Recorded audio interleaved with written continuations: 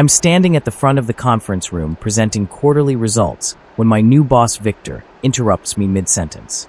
He's leaning back in his chair with that smirk I've come to hate, the one that says he's about to enjoy this. Cunnel.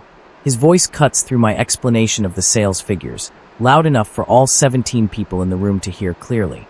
Pack your things. I'm transferring you to the Ojota branch effective immediately. The room goes silent. I can feel everyone's eyes on me, some sympathetic, most just uncomfortable, a few barely hiding their schadenfreude. Ojota branch. Everyone knows what Ojota means. It's the branch they send people to die professionally. The location that's been bleeding money for 2 years, that corporate keeps threatening to shut down, that no manager has successfully turned around. The branch closes in 30 days anyway, Victor continues, his smirk widening. But you'll have a nice quiet place to finish out your time here. Laughter ripples through the room. Not loud, raucous laughter. That would be too obvious, too cruel. But quiet chuckles, the kind that say people are relieved it's me getting humiliated and not them. I stand there for a moment, my presentation frozen on the screen behind me, my carefully prepared quarterly analysis suddenly irrelevant. Every instinct wants to fight back, to defend myself, to demand why I'm being exiled to a dying branch when my numbers are solid, when my team performs, when I've done nothing wrong. But I don't.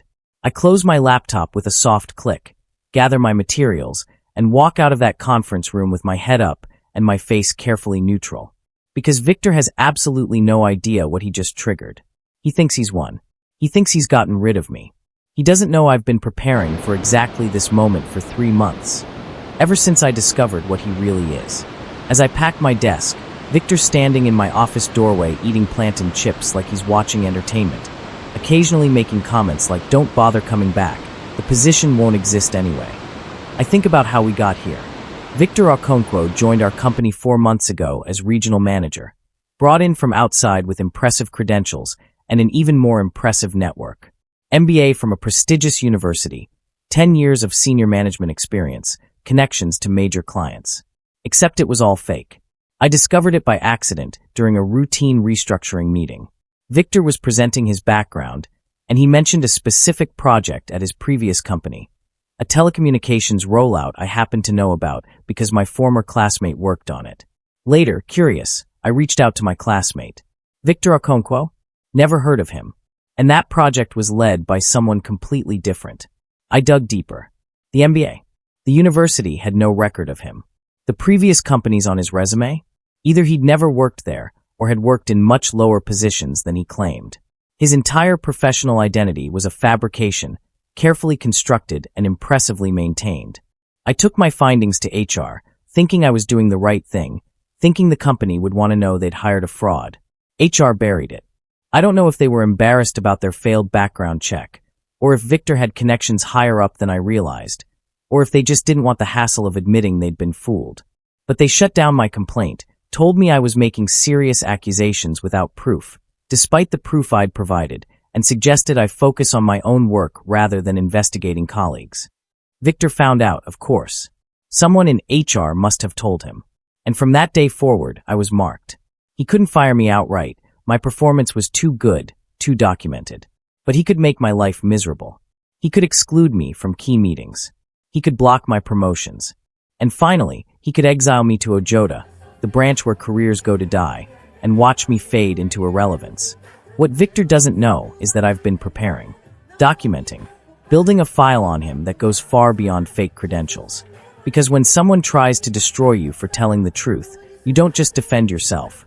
You investigate why they're so desperate to silence you.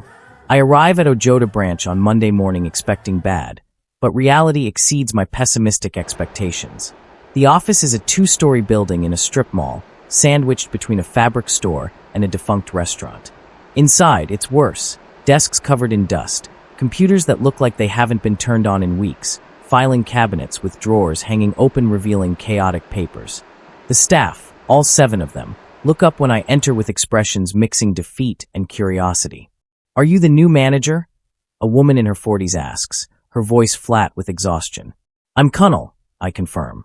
"And I know what you're thinking. You're thinking this is pointless, that we're just running out the clock until corporate shuts this place down in 30 days. But I'm not here to preside over a funeral.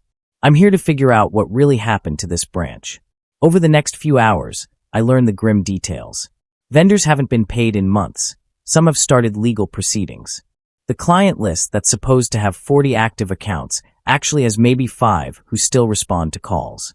The previous manager quit abruptly 3 months ago, and the branch has been rudderless ever since. Why did he quit? I ask. The staff exchange uncomfortable glances. He said he couldn't work under these conditions anymore. One of the younger staff members finally says.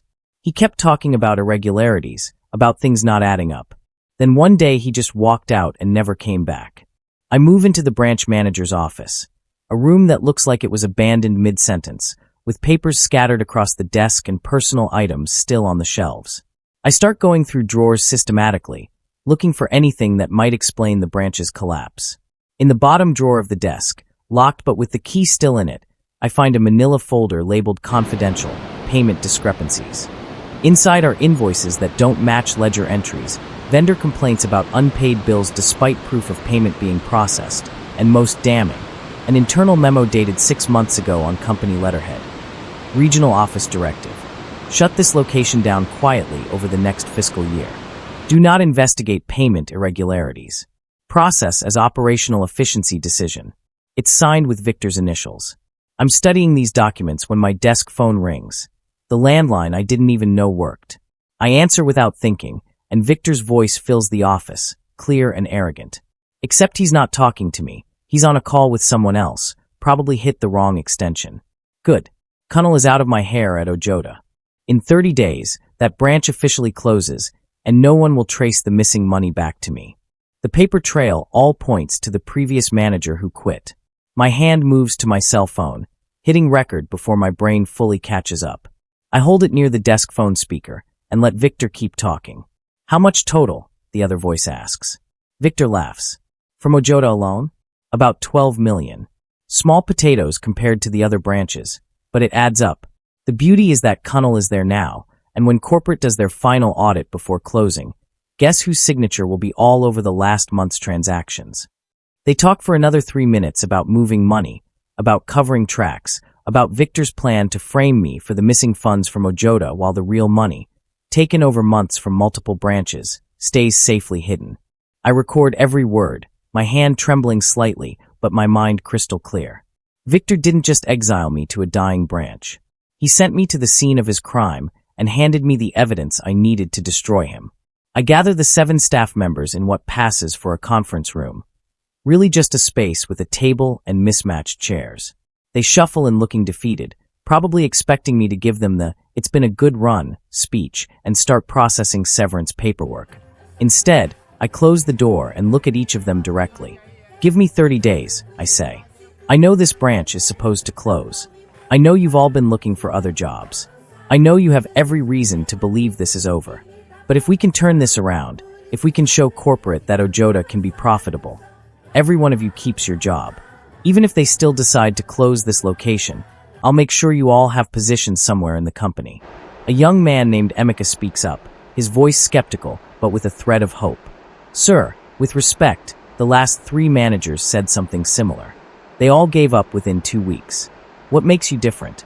I could tell them about Victor's embezzlement, about the recording, about my plan for revenge. But that would put them at risk. Instead, I say simply, because I have nothing to lose and everything to prove. Victor sent me here to fail. I'm going to succeed just to spite him. Are you in?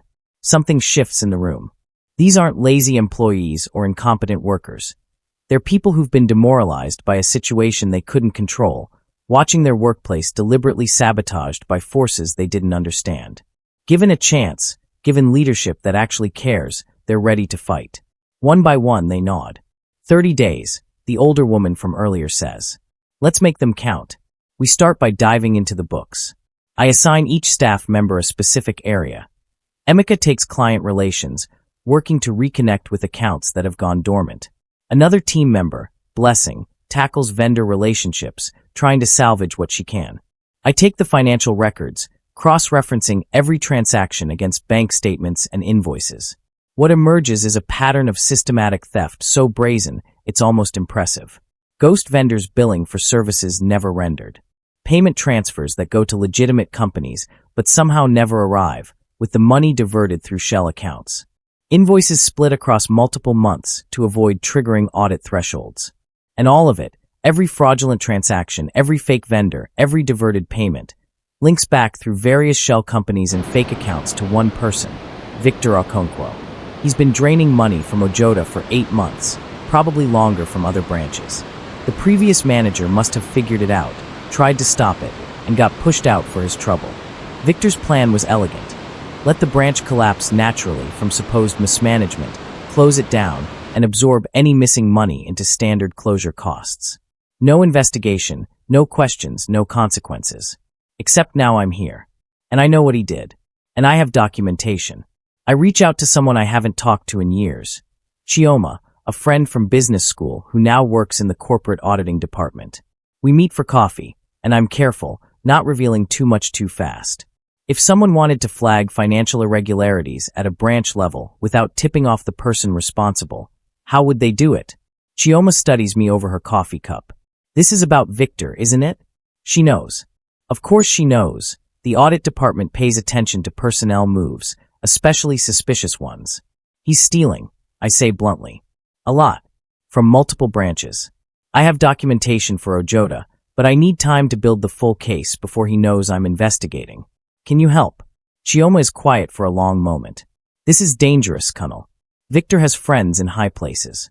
If you're wrong, I'm not wrong, I interrupt. But I need you to trust me. When I say go, I'll send you everything. But not before I'm ready. I need to turn Ojota around first, show them I'm competent and credible, make it impossible for Victor to paint me as a disgruntled employee making false accusations. She agrees to help, but warns me. Be careful. People who steal this much don't stop at financial crimes. If Victor realizes you're a threat, he'll escalate. Her words prove prophetic sooner than either of us expects. Within 2 weeks, my team has performed miracles. Emeka reconnects with 3 major clients who left because of poor service under the previous management. They're frustrated with Victor's main office, his arrogance, his empty promises, and when Emeka offers them direct, personalized service from Ojota, they jump at it. We sign contracts worth 18 million Nigerian nairas in new business. Blessing manages to settle with most of the angry vendors, negotiating payment plans that get them off our backs while we rebuild revenue. The numbers start climbing. Where Ojota was losing 2 million Nigerian nairas monthly, we hit break-even by week 3. I compile everything into a performance report and send it to corporate with copies to the Regional Oversight Committee. It's professional, factual, and impossible to ignore. Ojota isn't dying, it's reviving. 5 minutes after I hit send, my phone rings. Victor. His voice is tight with barely controlled fury. What the hell do you think you're doing? He demands. I see you've been busy at Ojota. Very impressive. Except you're making me look bad. I'm doing my job, I say calmly. Isn't that what you wanted when you sent me here? Don't play games with me, Colonel. I know what you're trying to do. It won't work. That branch closes in 10 days regardless of your little performance. He pauses, then his voice drops to something more threatening. Actually, I need you to do something. There are some transactions I need processed this week. I'm sending the details. Make sure they go through without any questions. The transactions arrive in my email an hour later. More fake vendors, more diverted payments. He's trying to use me to continue his embezzlement, probably thinking he can make me complicit and therefore unable to report him. Sure, I reply to his email. I'll process these right away. Then I save every message, every instruction, every piece of evidence of him explicitly ordering me to commit fraud. My cloud folder of documentation grows thicker by the day. A vendor shows up at my office unannounced on Wednesday morning. An older man in a worn suit who introduces himself as Mr. Adelik. I need to talk to you about money your boss owes me, he says, closing the door behind him. Victor Okonkwo has been stringing me along for 6 months. My company provided real services, IT infrastructure maintenance, and he keeps promising payment, but nothing comes through. Now I'm facing bankruptcy. How much does he owe you? I ask. 14 million naira, Mr. Adelik says, his voice breaking slightly. My entire company's liquidity is tied up in this. I've been to the main office 12 times. Victor keeps claiming processing delays, paperwork issues. But I've been doing this long enough to know a scam when I see one. He pulls out a folder thick with documents. I started recording our conversations. I kept copies of everything. Help me get my money, and I'll give you everything I have on him. The audio recordings are devastating. Victor admitting payments were processed but diverted. Victor telling Mr. Adelik to stop making noise or he'd blacklist his company from future contracts. Victor threatening legal action if Mr. Adelik went to corporate. Each recording is another nail in Victor's coffin, and Mr. Adelik hands them all over with a bitter smile. Destroy him, he says. He's been doing this to small vendors for years. We can't fight back because we need the company's business. But maybe you can. After days of analyzing the complete picture, my documents from Ojota, Chioma's careful probing of other branches, Mr. Adelik's recordings, and the digital trail of shell companies and fake accounts, I finally see the full scope. Victor has embezzled 80 million Nigerian nairas over 18 months from 4 different branches across the state. The money flows through an intricate network of fake vendors and shell companies, all ultimately leading back to accounts he controls. It's sophisticated, it's audacious, and it's completely documented. But I still need one final piece. Proof that he's aware and actively directing it, not just that he's the beneficiary of some subordinate scheme. I need him on record making decisions, giving orders, showing intent. That proof arrives sooner than I expect, in the worst possible way. Corporate announces a surprise audit of all branches, including Ojota. Victor is stunned when the audit team arrives and finds my branch not just functional but thriving. He shows up personally, trying to undermine my presentation to the auditors. This revival is suspicious, he tells them.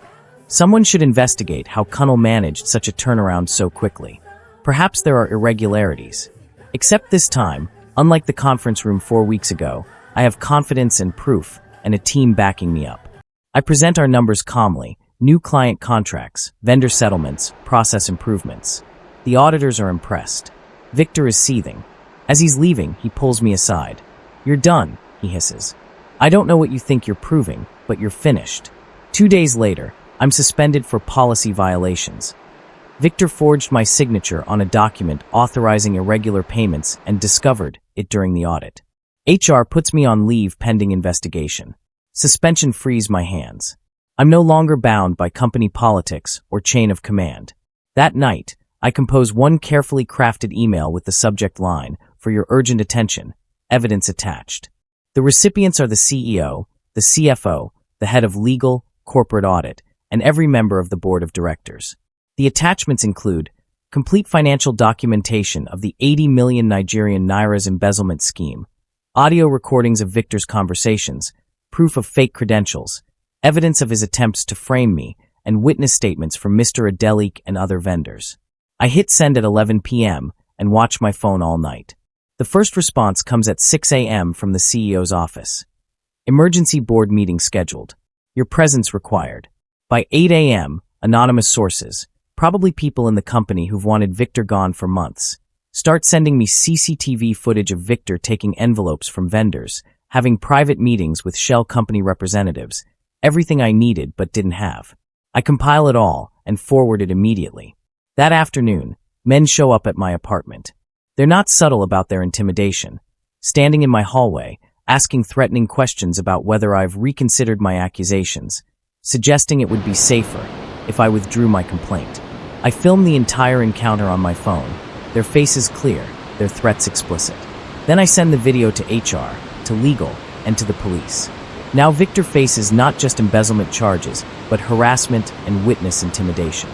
The board meeting happens 2 days later in the main conference room where this all started. Victor walks in confident, probably expecting to defend himself against vague accusations. Instead, the CEO looks at me and says, "Kunnel, please present your findings." For the next 90 minutes, I walk the board through everything.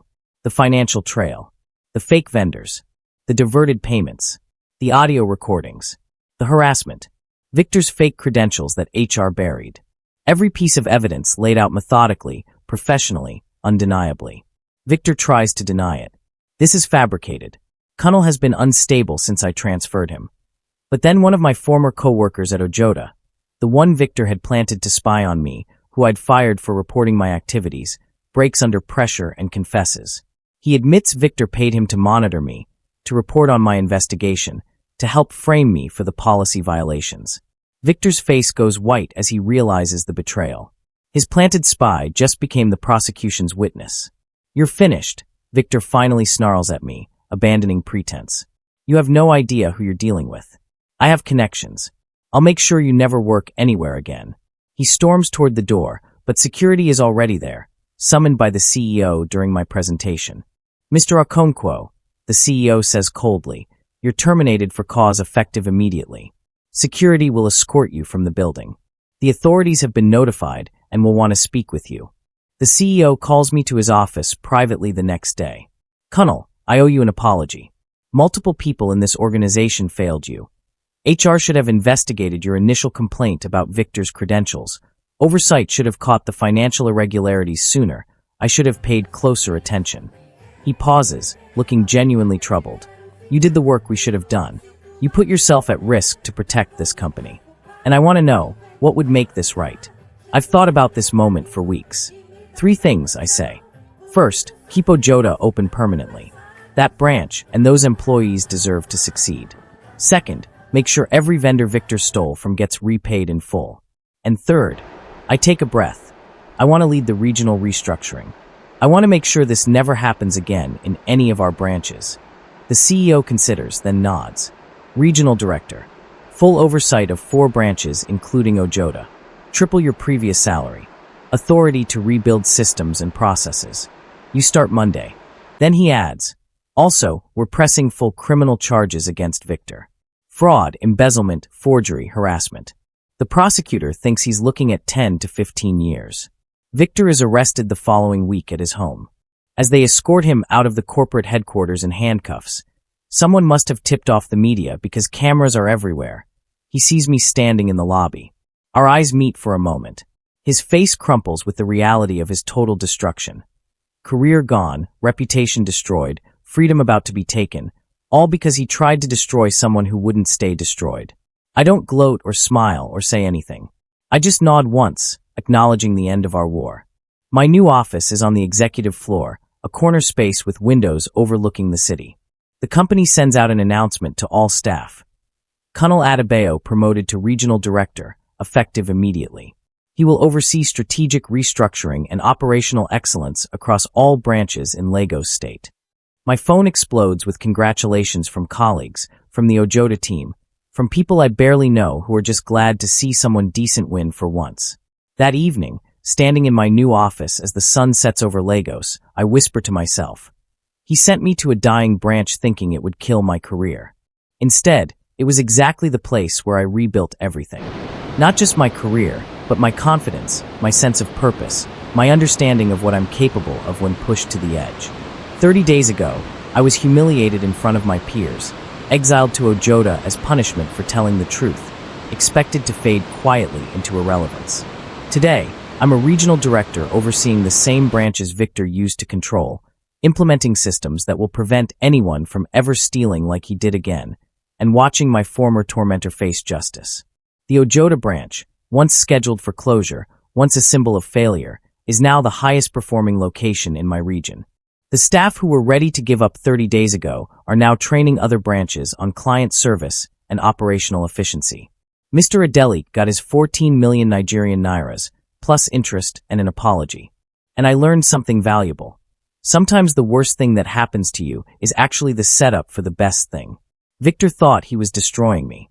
He was actually positioning me perfectly to destroy him and take everything he thought was his. The branch that was supposed to be my grave became my resurrection. And standing here in this office, looking out at a city full of possibility, I finally understand what Grandpa used to say. The same stone the builders rejected can become the cornerstone. Victor rejected me, tried to bury me in Ojota. But that rejection was the foundation of everything I've built since. I smile, genuine and satisfied, and start planning Monday's regional restructuring meeting. There's work to do. There are systems to fix. There are people counting on me to make this company better. And for the first time in my career, I have the power, the position, and the proof of competence to actually do it. Victor wanted to end my story. Instead, he just started my next chapter, the one where I win.